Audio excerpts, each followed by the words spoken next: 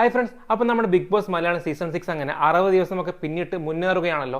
ഇപ്പോൾ ഹൗസിൽ രണ്ട് ശക്തമായ മത്സരാർത്ഥികൾ എന്ന് പറയുന്നത് ജാസ്മിൻ അതുപോലെ തന്നെ ജിൻഡോയുമാണ്. ഹൗസിനകത്ത് മികച്ച രീതിയിൽ കണ്ടന്റ് ക്രിയേറ്റ് ചെയ്യുന്നതും അതുപോലെ തന്നെ എന്റർടൈൻമെന്റ് ചെയ്യുന്ന ഒരു വ്യക്തിയാണ് ജിൻഡോ.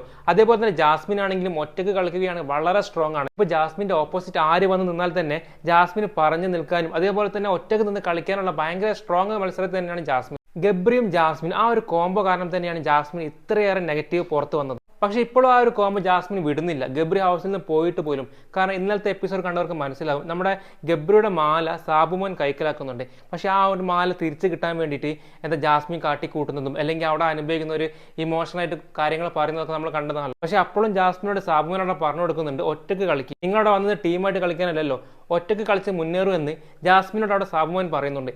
അതുപോലെ തന്നെ ശ്വേതാമേനോനും സാബുമോനും ഇരിക്കുന്ന സമയത്തും ജാസ്മിൻ ഒരു ക്ലൂ കൊടുക്കുന്നുണ്ട്, നിങ്ങളൊരു മികച്ച മത്സരാർത്ഥിയാണ്, നല്ല പൊട്ടൻഷ്യൽ ഉണ്ട്, നല്ല രീതിയിൽ കളിക്കൂ എന്നൊക്കെയായിരുന്നു ആ ശ്വേതാമേനോനും അതുപോലെ തന്നെ സാബുമോൻ ആ റൂമിൽ വെച്ച് പറഞ്ഞു കൊടുത്തത്. അതുപോലെ തന്നെ ജാസ്മിനോട് ആ ദേഷ്യം കൺട്രോൾ ചെയ്യാനൊക്കെ ശ്വേതാമേനോൻ പറയുന്നുണ്ട്. ശ്വേതാമേനോനും സാബു അവിടെ പറയുന്ന ഒരു കാര്യമുണ്ട്, വളരെ വാലിഡ് ആയ ഒരു കാര്യമാണത്. കാരണം എന്താ വെച്ചിട്ടുണ്ടെങ്കിൽ നമ്മുടെ ജിൻഡോയും ജാസ്മിനും ഒന്നിച്ച് കഴിഞ്ഞാൽ പിന്നെ അവിടെ ആർക്കൊരു കളിയോ അല്ലെങ്കിൽ അവിടെ ആർക്കൊരു ഗെയിമോ ഇല്ല. കാരണം നിലവിൽ ഹൗസിൽ ഏറ്റവും മികച്ച രണ്ട് മത്സരാർത്ഥികളാണ് ജിൻഡോയും ജാസ്മിനും. ഇവർ ഒരുമിച്ച് കഴിഞ്ഞാൽ പിന്നെ കഴിഞ്ഞ് ബാക്കിയുള്ള മത്സരാർത്ഥികൾക്ക് അവിടെ കണ്ടന്റ് ക്രിയേറ്റ് ചെയ്യാനുള്ള ഒരു ചാൻസ് തന്നെ കുറയും. എല്ലാ സീസണിലും എല്ലാ മത്സരാർത്ഥികളും നല്ല മികച്ച രീതിയിൽ പെർഫോം ചെയ്യുന്ന ഒരു ടാസ്ക്കാണ് ഈ ഹോട്ടൽ ടാസ്ക് എന്ന് പറയുന്നത്. എന്നാൽ ഈ സീസണിൽ എത്രത്തോളം ചളാക്കാൻ പറ്റുമോ അല്ലെങ്കിൽ ഒരു ഗെയിം സ്പീഡ് ഇല്ലാണ്ടാണ് ഈ മത്സരാർത്ഥികൾ കാഴ്ചവെക്കുന്ന കളിയൊക്കെ. പക്ഷേ അതിൽ നിന്ന് ഡിഫറെൻ്റ് ആയിട്ടാണ് ജിൻഡോ കളിക്കുന്നത്. തൻ്റെ ടാസ്കോ അല്ലെങ്കിൽ ഒരു ടാസ്ക് മനസ്സിലാക്കിയിട്ട് വളരെ നല്ല രീതിയിൽ വളരെ പേഷ്യൻ്റ് ആയിട്ടാണ് ജിൻഡോ കളിക്കുന്നത്.